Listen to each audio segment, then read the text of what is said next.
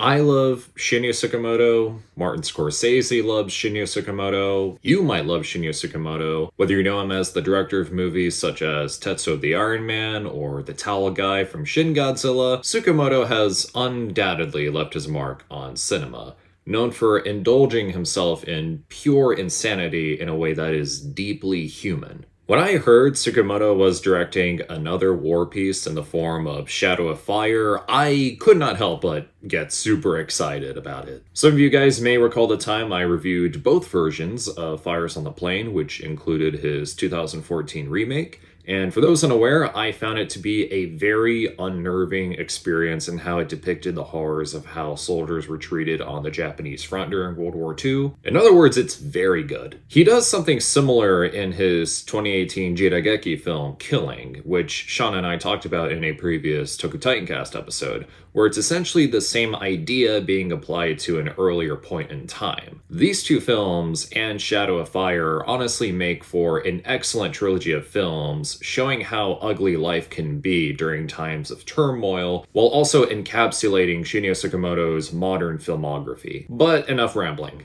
The movie opens with a woman in a tavern, played by Shuri, who's had no choice but to sell herself as a prostitute as a means to live after her hometown was firebombed. She takes care of a young boy, played by Oga Tsukao, whose family suffered a similar cruel fate. And a soldier, played by Hiroki Kono, visits one day before he finds himself caring for them in the tavern. The soldier suffers from PTSD as loud noises cause him to have panic attacks, and the boy experiences nightmares for what feels like every night. The initial segment of the film was honestly a little touching. It's a bit rough given the circumstances, but regardless, there's something uplifting about people coming together to overcome trauma. But this is a Shinya Tsukamoto film, so you know something fucked up is gonna happen eventually. And this all changes when one night the soldier loses his sanity and begins assaulting the woman and child, even throwing the child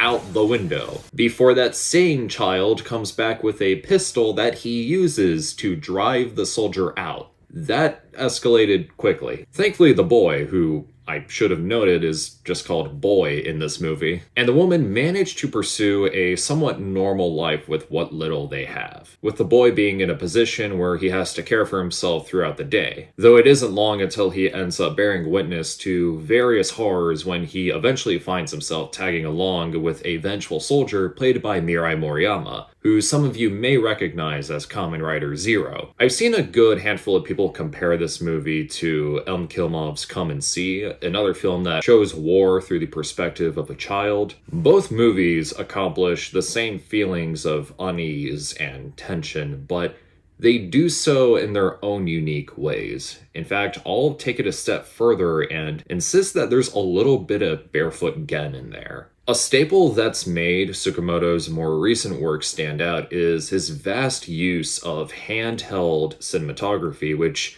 really enhances the mood of each scene with how raw it comes off being. Whenever the boy and the woman are together, it makes those scenes feel more intimate, but whenever there's tension, it really starts to get under your skin, as if we are in the moment with these characters, which is a huge thanks to just how incredible the acting in this film is, as Tsukamoto's character writing tends to be on point with how nuanced and tangible they are at their core, with how much he emphasizes humanism. I mean, just look at Kotoko.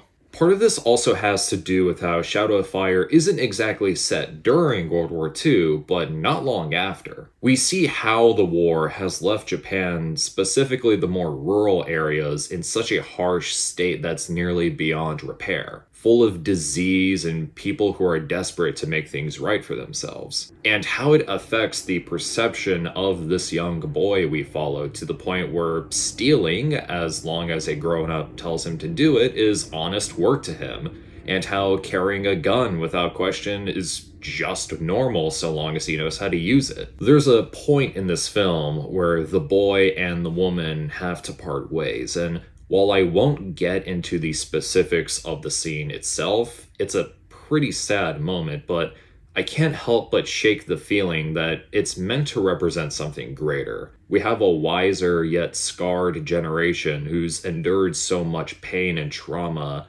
telling off a youngin', insisting that they go and live on. Though it's done in a way as if to suggest that the burden adults carry should not be placed upon the children, who are to be the new leaders of the future, as if to try and put an end to some sick, twisted cycle of violence. But because this is human nature we're talking about, it's only a matter of when.